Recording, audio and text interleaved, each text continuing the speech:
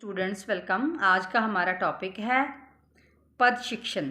हम इसे कविता शिक्षण भी बोल सकते हैं, मतलब पोइट्री टीचिंग के। हमने पोइट्री को, कविता को कैसे पढ़ाना है। साहित्य के दो महत्वपूर्ण अंग हैं, गद्य और पद। पद के माध्यम से जो कवि है वो अपनी भावनाओं की अभिव्यक्ति सहज, सरल तथा मीठी शब्दावली में करता है।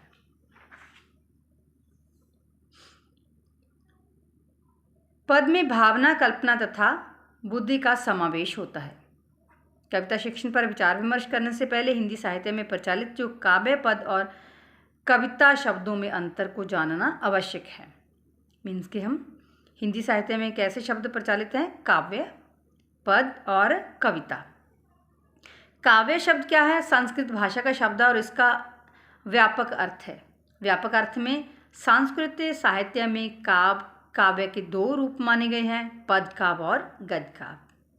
पद में छंद अनिवार्य होता है, परंतु कविता में छंद हो भी सकता है और नहीं भी हो सकता। मीन्स के जिसको हम बोलते हैं कि खुली कविता भी हो सकती है।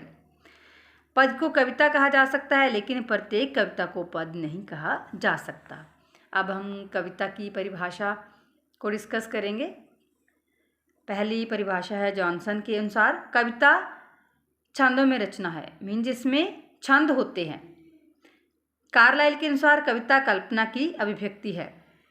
विश्वनाथ के अनुसार रसात्मक वाक्य को कविता कहते हैं। जगन्नाथ के अनुसार रमणीय अर्थ के प्रतिपादन करने वाले शब्द को काव्य कहते हैं। आचार्य रामचंद्र शुक्ल के अनुसार हृदय की मुक्ति साधना के लिए मनुष्य की वाणी जो शब्द विधान करती आई है, इससे कविता कहते हैं। इन परिभाषाओं के आधार पर हम कह सकते हैं कि कविता में जीवन का सुंदर चित्रण, भावों की प्रधानता, छंदों में रचना, संगीतात्मकता एवं रसात्मकता होती है। आप छोटे बच्चों को देखते हैं, वो कविता को कितने अच्छे ढंग से गा रहे होते हैं और कितना आनंद लेते हैं। और हम भी ऐसा करते थे। आप लोग अपने बारे में भी एक बार सोचना, आपने पंजाबी पढ़ी, हिंदी पढ़ी, तो कैसे इन कविताओं को आपने गाया और कितना आनंद लेते थे हम अपनी कक्षा में। अब हम बात करेंगे कविता शिक्षण, जहाँ पद शिक्षण के उद्देश्य कौन कौन से हैं। कविता को पढ़ाना, जैसे बोल के पद शिक्षण की शिक्षा देना अति आवश्यक है, महत्वपूर्ण है। तो इसके लिए जो इनके उद्देश्य हैं वो भी निर्धारित करने अत्यंत आवश्यक हैं। पहले हम बात करेंगे सामान्य उद्देश्य की। मैं इनकी साथ साथ व्याख्या करूंगी और आपने बच्चे हेडिंग को लिखना है। जब अपना पेपर करोगे तो साथ साथ जो मैं बोल रही हूँ व्याख्या वो आपने लिखनी है। विद्यार्थियों के ज्ञानात्मक भावनात्मक पक्षों का विकास करना। पहला उद्देश्य क्या है कि पद शिक्षण के जरिए विद्यार्थियों का ज्ञानात्मक भावनात्मक जो पक्ष हैं उनका विकास करना है।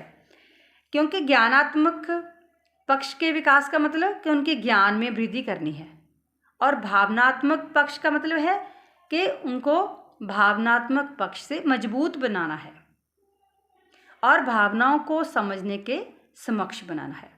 दूसरा है कविता शिक्षण के द्वारा रागात्मक वृत्तियों का संशोधन करना।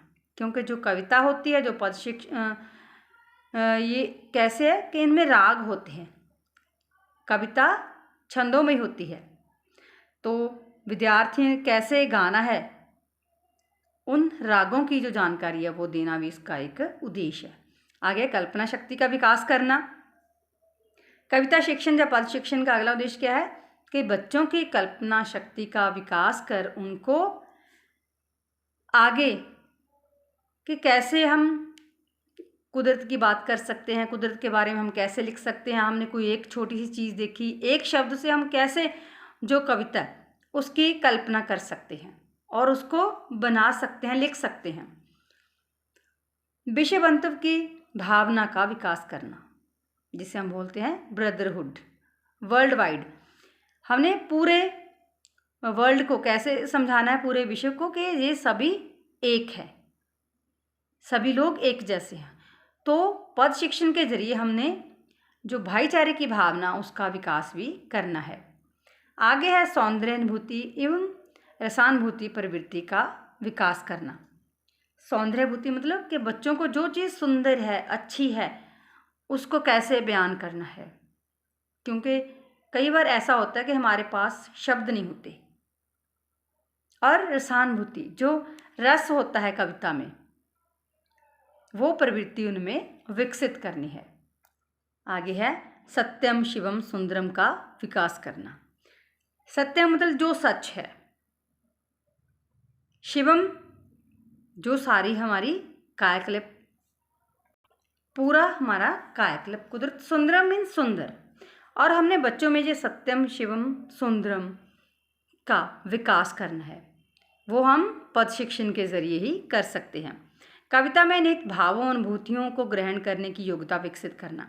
कविता में क्या होता है, भाव निहित होते हैं, अनुभूतियाँ होती हैं, और इनको हमने बच्चों को ग्रहण करवाना है ताकि बच्चों को अच्छे ढंग से समझ आ सके कि इस कविता में क्या लिखा गया है, क्या कहने की कोशिश की गई है। आगे है उचित यति गति एवं लय के सहित कविता पाठ करने की योग्यता विकसित करना। अगर हम कविता को वैसे ही पढ़ लेते हैं तो कोई आनंद नहीं आता। अगर हम कविता को उचित यति गति एवं लय के साथ पढ़ेंगे तो ये हमें आनंद देगी। और इस यति गति एवं लय के साथ कविता पढ़ने की योग्यता हमने बच्चों में विकसित करनी है ताकि जो बच्चे हैं वो आनंद मान सकें। आगे विभिन्न काव्य शैलियों का सम्यक ज्ञान प्रदान करना।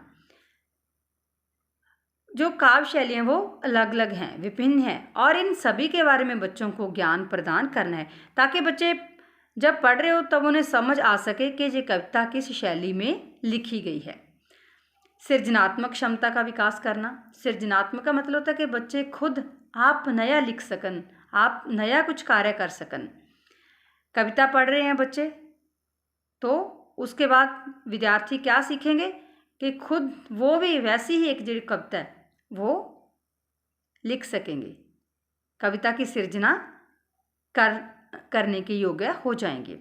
मानवता का भाव विकसित करना। जो कविता है उसमें क्या सिखाया जाता है, क्या होता है उसमें, सभी लोगों के बारे में देखो बात की जाती है। अगर हम अकेले देश की बात करें, पूरे वर्ल्ड की बात करें, जहाँ अकेले फैमिली पे है कविता, तो सभी कविताओं में मानवता का जो भाव है वो होता है। और पद शिक्षण का फिर उद्देश्य क्या हो गया कि बच्चों में मानवता का भाव विकसित करना, ताकि जो उनका मानवता के प्रति जो प्रेम है वो उत्पन्न हो सके। समीक्षात्मक प्रवृत्ति का विकास करना। बच्चों को इस योग्य भी बनाना कि वो कविता की समीक्षा कर सकें, उसकी आलोचना कर सकें, उसमें जो अच्छे गुण हैं कविता के उनके बारे में चर्चा कर सकें। काव्य सौंदर्य परीक्षण की योग्यता विकसित करना। जो काव्य सौंदर्य है उसका परीक्षण करने के योग बनाना हमने बच्चों को कि इस कविता में आपको क्या क्या चीज़ अच्छी लगी। तो जो विद्यार्थी हैं जब कविता को पढ़ेंगे 2-3 बार तो उनको पता चलेगा कि काव्य सौंदर्य क्या है और इसका हम परीक्षण कैसे कर सकते हैं। आगे काव्य में निहित छंद अलंकार रस व भाषा शैली से परिचित कराना। जब कोई भी कविता लिखी जाती है, काव्य लिखा जाता है, तो उसमें छंद मौजूद होते हैं, अलंकार होते हैं, रस होते हैं, जैसे कि वीर रस, रौद्र रस वगैरह, भाषा शैली होती है अलग अलग। तो इन सभी चीज़ों से हमने परिचित करवाना है ताकि जो विद्यार्थियों को पता चल सके कि ये कविता कौन से छंद में लिखी गई है, कौन सा अलंकार इसमें प्रयोग किया गया है, कैसा रस है और कौन सी भाषा शैली प्रयोग में लाई गई है। अब हम बात करेंगे विशेष उद्देश्य की कि पद शिक्षण के विशेष उद्देश्य कौन कौन से हैं। पहला है कविता विशेष में निहित भावों को समझने एवं आत्मसात करने योग्य बनाना। जो कविता होती है, कविता विशेष में जो निहित भाव होते हैं उनको समझना और उनमें आत्मसात करने के योग बनाना। आत्मसात करने के उसमें अपने आप को मिला लेना। विद्यार्थी कविता विशेष के सौंदर्य को आत्मसात कर सकें। विद्यार्थी कविता विशेष में प्रयुक्त काव्य शैली को समझ सकें कि कौन सी ਜਿਹੜੀ काव्य शैली है वो इसमें प्रयुक्त हुई है, उपयोग हुई है। कवि की काव्यगत विशेषताओं को समझकर उसकी समीक्षा कर सकने की योग्यता विकसित करना। जो भी कवि लिखता है उसकी काव्यगत विशेषताएं होती हैं, जो भी कुछ उसने लिखा होता है, और उनको समझने के योग्य बनाना, समझने के बाद उसकी समीक्षा कैसे करनी है, ये योग्यता विकसित करना भी पद शिक्षण का उद्देश्य है। डियर स्टूडेंट्स, इस वीडियो में इतना ही। Thanks for watching.